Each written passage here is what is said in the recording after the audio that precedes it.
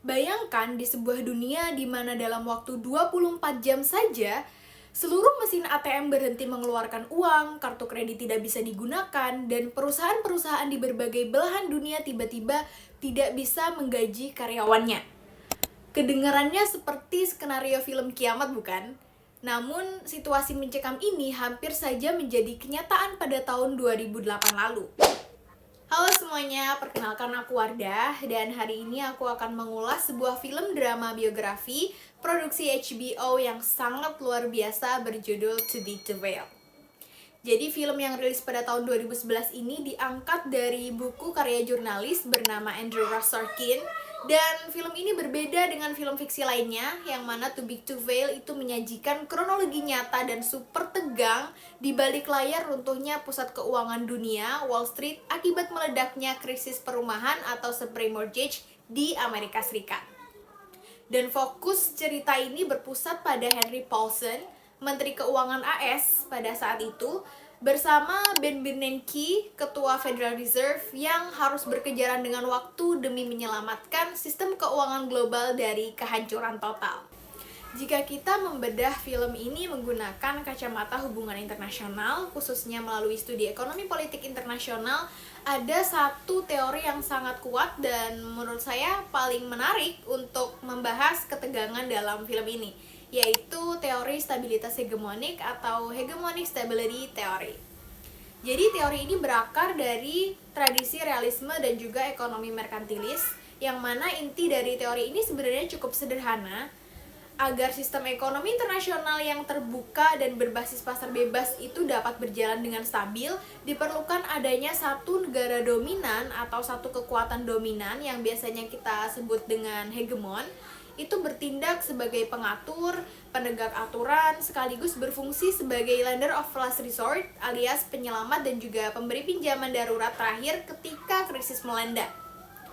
Dan tanpa adanya komitmen dari hegemon ini, ekonomi global akan jatuh ke dalam ketidakpastian dan bisa kolaps.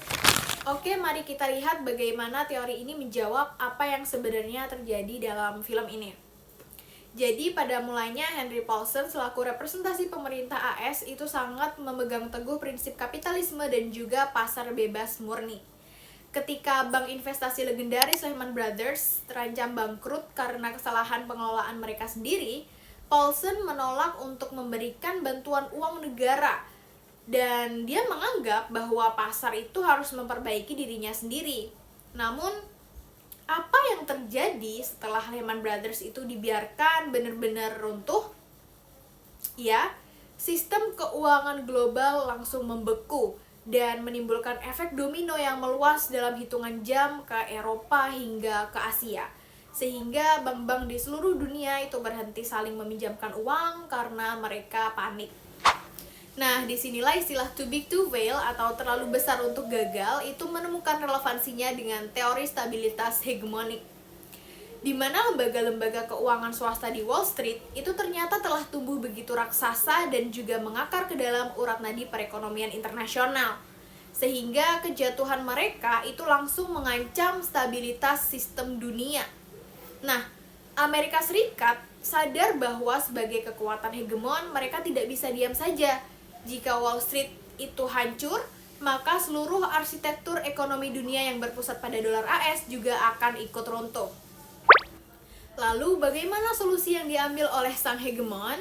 Di film ini kita melihat pergulatan politik yang sangat hebat ketika pemerintah Amerika Serikat akhirnya mengambil langkah ekstrim yang sangat kontroversial, yaitu meluncurkan paket dana bantuan raksasa yang disebut TARP senilai 700 miliar dolar untuk membeli aset-aset bermasalah milik bank swasta dan menyuntikkan modal secara paksa kepada para CEO bank.